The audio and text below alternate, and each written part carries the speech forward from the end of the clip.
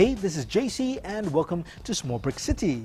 In today's video, we're going to talk all about Re-MOCs, or remaking old LEGO sets. What's a Re-MOC? Well, let's talk about a MOC first.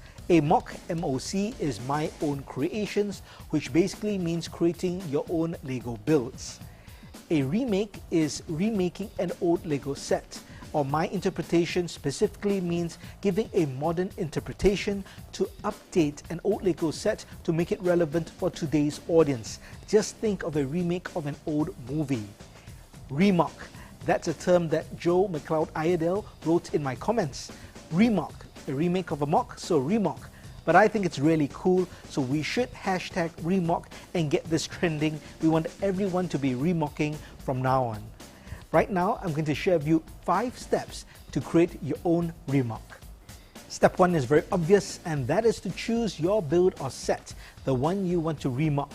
And you can do this by heading over to Brickset, B-R-I-C-K-S-E-T, and look for the various sets and go by the year. Now, in my terms, a re-MOC should be of an older set, so at least 1990 and earlier. There's no point re-MOCing the assembly square. You want an older set because there will be older parts, older building techniques, and you won't have the modern parts that are available now. So you can really give your own modern interpretation or twist onto an older set. Also look for a set which isn't too large. Anyway, most of the sets back in the day didn't have 2,000 or 3,000 pieces. There's some larger sets, but I'd say if it's your first Re-MOC, start off with a set about 300 pieces and below. Choose a building, choose a city set, choose a vehicle, choose a spacecraft. It's entirely up to you. So pick a set you want to Re-MOC. Step 2 is getting some kind of reference material for the set or build you've chosen. You want to find photographs, video reviews, or in some cases, you may even want to download the instructions. Downloading instructions are really useful because you can actually build the original first and then see how you want to remake it. This is really useful if you're not so familiar with different LEGO parts or building techniques, or if this is your very first Re-MOC. You may want to get the instructions, which you can download online, and build up the original model and then figure out how you want to remake it. Personally, for myself, I don't look at instructions. I just look at photographs and video reviews. From there, I interpret the build and figure out the proportions myself and rebuild it. I find this the most fun for myself and allows me some creative freedom and license on rebuilding or remaking the build as well. After you choose the set you want to build and have found the reference material, you have to identify the key characteristic or central feature of the build. You also want to identify any potential challenging areas that you should solve before you actually start building the structure or making the Re-MOC. Now, the central feature is a distinctive feature or build or part of the build that really identifies this particular set. Every set generally has it, whether it's the shape of a roof, a bell tower, or part of the vehicle, or the look of the vehicle, or the color scheme. You need to identify this because you need to be able to recreate this in your Re-MOC and make sure that this identifiable feature is remade and updated so that people can see it and it will automatically and immediately remind them of the original set, even though it's not an exact rebuild. Sometimes these central features may also be the most challenging. Even if they're not, then you need to find out the most challenging parts of the build. Challenging in terms of the build techniques or specific parts that you need. Some come with custom parts, so you need to either have those parts or find a way to recreate that look with parts that you already have. Let me give you 2 examples from my own experience. The very first MOC that I attempted was Poolside Paradise. There are 2 central features of this build that are very distinctive. The first is the custom base plate. It's specially molded and it's 3-dimensional with different levels. The second is the frontage of the main building, which has this glass or clear dome piece, which is a custom molded piece. I didn't want to specially buy the base plate or that transparent piece, so I had to figure ways to recreate them in a modern way. The base plate was fairly easy. I felt I could recreate it with bricks and plates, which I did, but the more challenging part was that frontage, that dome piece. I didn't have anything like that, but I did have half-cylinder pieces in trans blue. So I found a way to recreate the look so that it looks like an updated version of it, and I was successful. Only after I experimented and built just this section of the building did I go on to attempt the rest of the building and to complete the Re-MOC. Another set that I attempted, which is from the same series, is the Dolphin Point. And the central feature of that particular build is the custom printed base plate. It's got a very beautiful base plate which makes it look like an island with water and grass for the island. So I recreated it with texture, with different gradients, all using plates on a larger base plate. So this took me, I won't say it took me a lot of time, but it was painstaking because I had to dig up all the different parts and create almost a canvas for artwork to figure out how to recreate the base plate. But once I got the base plate done, the rest of the build was easy. The final example is a smaller build, but nevertheless very challenging. This is the pizza to go set. There are two central features that I had to try to recreate. One was the left side awning with the sign, and the other was the chimney with the red roof.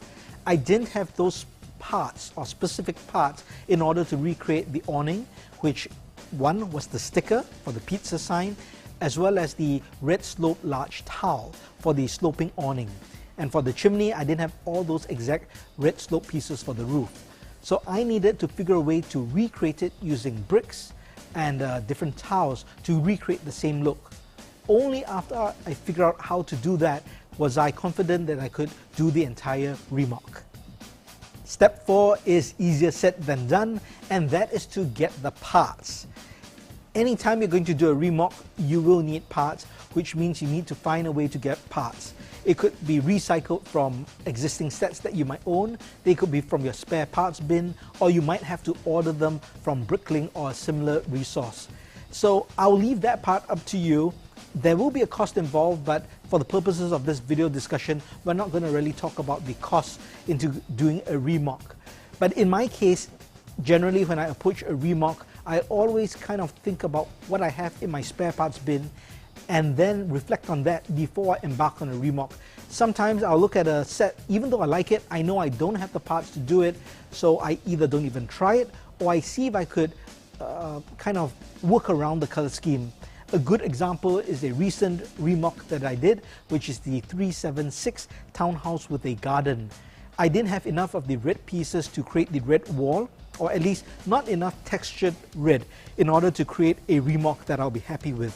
So I inverted the colors of the roof and the side walls. Now the roof became red and the walls became blue, and this worked out very well.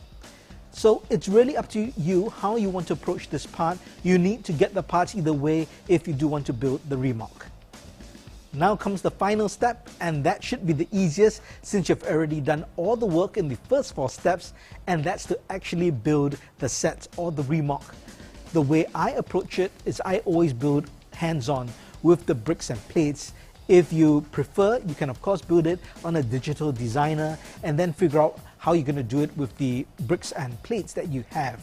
But for me, I just like that tactile feeling of building it with the bricks, and it comes much more naturally to me. Sometimes I do a sketch beforehand to work out proportions, but by and large, I really just prefer putting bricks together, taking them down apart 10 times if I have to, and then building up the Re-MOC.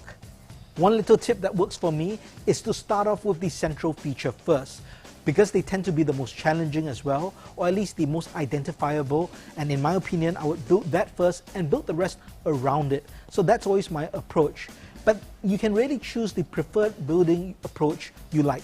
So for me personally, I start off with the central feature first, get it up. It inspires me because I think it looks good and I can build around it.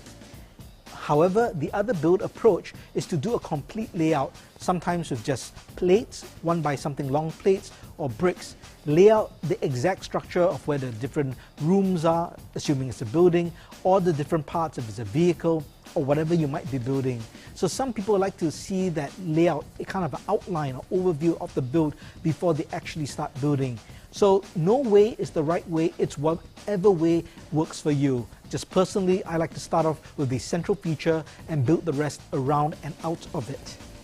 Once you've built up the main structure of your build, the next step is to revise it and add in detail. Again, if you work with a digital designer or you just have that mind that can allow you to see the entire build from head to toe with all the different details in place, that's great. But for me, generally I just work on the basic structure first. I go with plain bricks or plates or whatever it might be and just build the structure up first. Only after I've got the whole structure up do I think about replacing certain bricks to add details, whether it's textured masonry bricks or adding modified bricks so that I can put on wall decorations, or bricks and plates with studs so I can add things on, add railings, add decorations, certain roof pieces.